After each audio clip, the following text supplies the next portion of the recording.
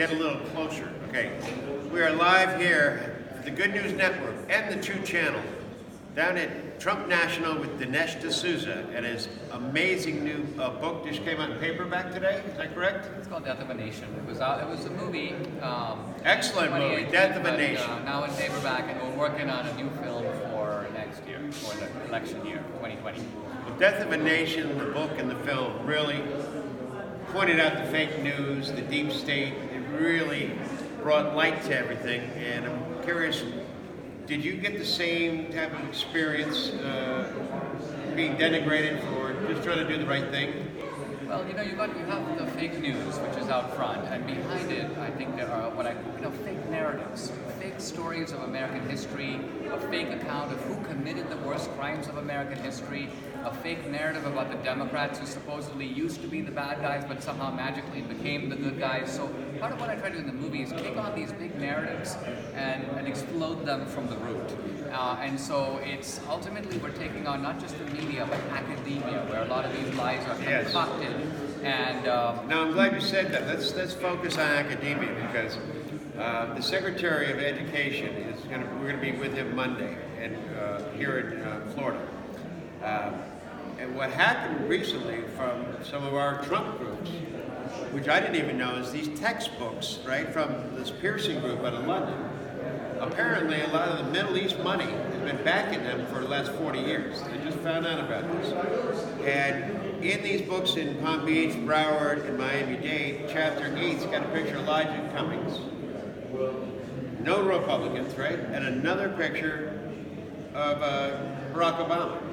Nothing about a president. So I'm like, you're right, case in point on how we have to go right to the school boards to really hammer these people because now they're infiltrating from the top down and the bottom up.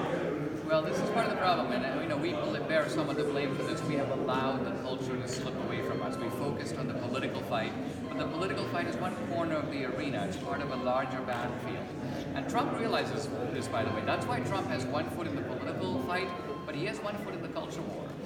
That's why Trump takes on Saturday Night Live. He takes on Meryl Streep. He realizes that the culture is really important, and a lot of the conservatives have let that have let the left take it over. Yeah, which is amazing considering they were so strong. I was mentioning, I was talking to somebody, and I said when I grew up in New York, I didn't know any Democrats because we had a Republican Attorney General, Louis J. Lefkowitz. We had my dad worked for him for 30 years. We won 6 consecutive elections.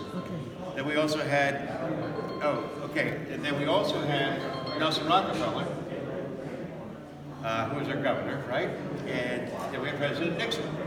And so I grew up in that era. We're in New York, and now you go to New York, it's like you're going to Moscow. Yeah, it's true. I mean, New York and California have gone down the tubes. This Mayor de Blasio, I mean, look, where have we come from? Giuliani, for example, or even Bloomberg is a moderate compared to this clown.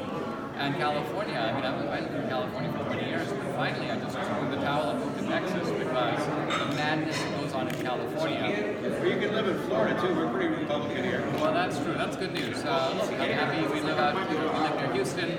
It's also good for me. I travel around the country, so I have the center, so I can walk around quite easily. But even Texas is under siege. The left is trying to make its way into Texas, turn a red state into a purple state. I mean, so we were to try to keep Texas red. Hold on. All right, hold on. You're right there. Sorry, we're getting the owners are getting stuck at the front door. Okay, gotcha. Secret Service. All right. Let's continue. All right. So Death of a Nation, your book, it's a paperback. I saw you out there. You're doing signatures. Tell us a little bit more about how people can get your book, your website. What's the best way to get in touch? Well, I'm active on social media these days. I'm on Twitter, at Dinesh D'Souza, Facebook, and also Instagram. And my website is just DineshD'Souza.com. Movie next summer is likely our working title, United States of Socialism. With the same title. I think the socialism issue, which was inconceivable, wow, the Berlin Wall came down, the Soviet Empire collapsed, the Chinese basically went from socialism to capitalism. We thought it was all over. And then they bought the vice presidency, they bought the Bidens. Somehow it's all coming back. It's a nightmare. discredited idea since slavery, you know, and no one wants to say, oh, let's bring slavery back, but they're like, let's bring socialism back. So we're going to tackle this topic in the movie and do it justice, and I'm excited about it. What do you think about the candidates on the other side? I mean, when I hear Bernie, I hear Warren, I hear any of them, no disrespect, but I didn't hear they have anything new other than $1 trillion spending idea. Well, each of them is a different animal, I would say. Warren is Warren is pretending to be a Catholic. She said, I'm not a socialist, but she's definitely a socialist and capitalist clothing. In addition to being a white woman in squaw clothing. Bernie, I think, is Rip Van Winkle. He's been asleep for 20 years. He's woken up. He's like, wow, what's going on? Cell phones, the 21st century. That guy's more out of it than anybody I've seen. What do we think about Joe Biden and his son in the Ukraine? Well, I mean, I think that basically Biden said the Clintons are running a racket. Why shouldn't I be running a racket? Now, his racket is not as big as the Clinton racket, but it's coming close because we're beginning to realize that it wasn't just Biden, it's a family racket, just like the Clintons were running. And shaking down foreign leaders, promising them access. I mean, this is just, depressingly familiar. And so, here again, here's the media. The media is like these guys, they come in and they see a murder. There's a guy lying dead on the floor. They're like, ignore that, let's keep going. There's a detective, and by the way, when he was 18 years old, he got a traffic ticket. That's the news story for tomorrow morning. So part of what we have to realize is that the media controls the narrative, and we let them control it because we give them power in our own minds. Not at the True Channel.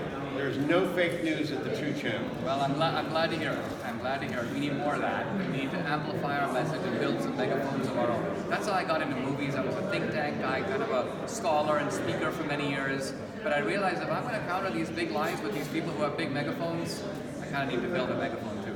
So you need help out there. So what would you recommend for aspiring young filmmakers that want to do documentaries? Should they be doing their own stuff, and then maybe we create a little portal to upload stuff? You can maybe help out these young guys that are pro-American, maybe? Yeah, my message to young people is, start some new stuff. If you're funny, start a young people's comedy channel. Just put it on the web and be politically incorrect, no taboos, no orthodoxies, go nuts. Put it out there, and you'll just see the electricity you create. But you've got to be good at what you do. And, we don't have the training camps that they do. We don't have the improvs that they have. So we have the web, and there's digital censorship to contend with. But if we can get by that blockade, we can get our message out there. Well, let's say, where's your lovely wife? We'd like to talk to your wife in Spanish. She's right here, and I will retreat and bring her to center stage. So hang on a second. Thank you, sir. Thank you.